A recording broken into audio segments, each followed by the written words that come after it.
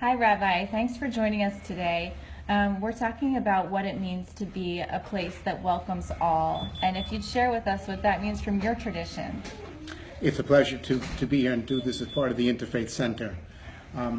Judaism, based on biblical teaching, has a verse in Leviticus that said, love your, and what we normally say neighbor, would really be better to translate it as the other. And that other doesn't matter whom that might be, but to love the other person as ourselves. Because certainly our own enlightened self-interest we understand perfectly. But it is with that understanding is how we should look at the person who is opposite us, whether it's a spouse, partner, stranger on the street. It's that kind of attitude that we have to others. And how is that really developed further is really based on the rabbinic learning on the idea that Adam was created alone as the first person in the Bible. And they ask, why was he created alone? And basically to tell us that we all have the same original parent. And somehow, no matter all the other differences that might exist, we are all kin to each other. We're all brothers and sisters because we're all related through that process.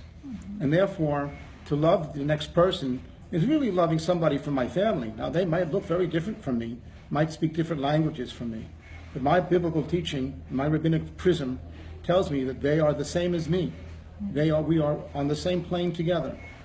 Some might be older, some might be younger, but we are all related together.